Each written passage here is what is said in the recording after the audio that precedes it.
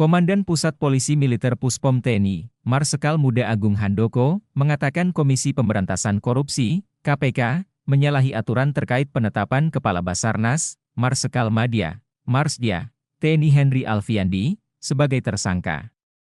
KPK menetapkan Henry Alfiandi sebagai tersangka atas kasus dugaan korupsi berupa suap dalam penyelenggaraan barang dan jasa di lingkungan Basarnas. Henry Alfiandi sendiri saat ini merupakan prajurit aktif TNI.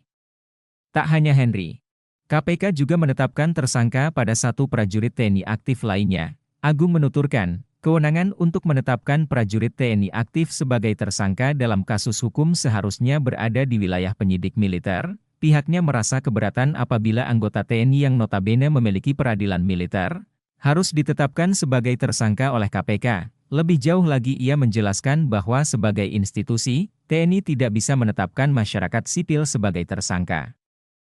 Oleh sebab itu, ia berharap KPK juga melakukan hal yang sebaliknya. Agung menjelaskan, KPK tidak berkoordinasi dengan penyidik militer terkait penetapan tersangka pada dua anggota aktif TNI itu. Menurutnya, hal itu seharusnya bisa dikoordinasikan sesama aparat penegak hukum. Agung menjelaskan pihak Puspom TNI hanya ikut dalam gelar perkara kasus tersebut di KPK. Namun demikian, kata Agung, saat gelar perkara itu hanya ada peningkatan status dari penyelidikan menjadi penyidikan. Dalam gelar perkara, lanjut dia, tidak dijelaskan bahwa KPK juga akan menetapkan dua anggota TNI aktif sebagai tersangka dalam kasus tersebut. Terakhir, ia tidak ingin pernyataannya disalahartikan bahwa TNI bermaksud untuk menghalang-halangi proses penyidikan. Pihaknya secara penuh juga akan mendukung pemberantasan korupsi di Indonesia. Baik, terima kasih. Selamat siang untuk rekan-rekan wartawan. Jadi seperti apa yang disampaikan Kapus Pen tadi, izinkan saya untuk menjelaskan kronologis kejadian yang kami terima. Jadi terus terang, UTT ini kami terima dari berita media. Jadi setelah mendapat berita tersebut, kami mengirim tim untuk mendapat ke KPK. Di sana berkoordinasi untuk yang tertangkap tangan dalam hal ini Letkol ABC sudah berada di sana.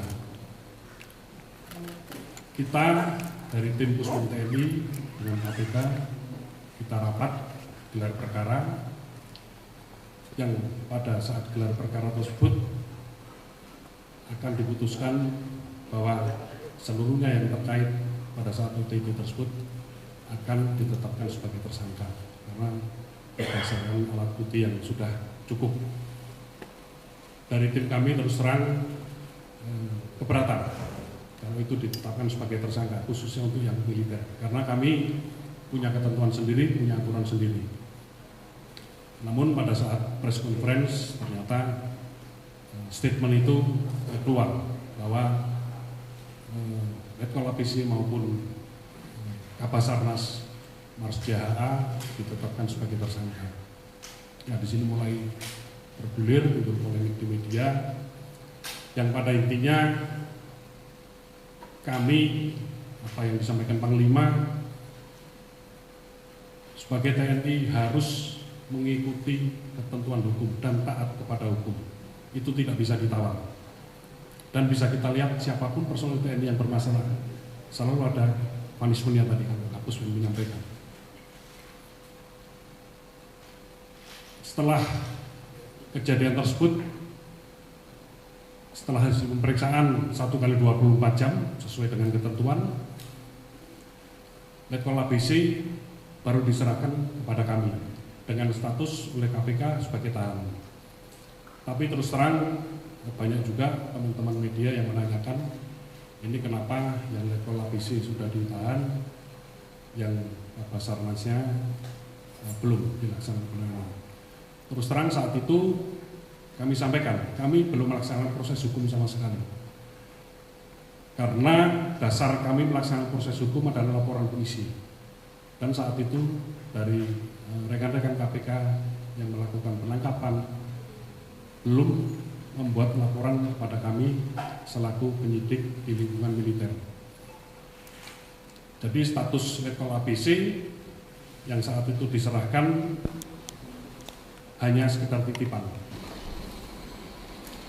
Dan seharusnya penyerahan yang bersangkutan ini diikuti dengan barang bukti yang ada pada saat ODT tersebut.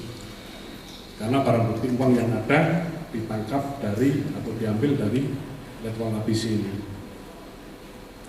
Siang ini tadi sekitar pukul 10.30 kami baru menerima laporan resmi, ada laporan polisi dari pihak KPK. Disitulah kami baru bisa bergerak melaksanakan proses hukum terhadap 2 personel TNI yang nantinya setelah kita dalami kembali, tentunya dengan bukti-bukti yang cukup akan kita tingkatkan menjadi atau masuk kepada proses penyidikan dan kita tetapkan sebagai tersangka. Tetapi mekanisme penetapan sebagai tersangka ini adalah kewenangan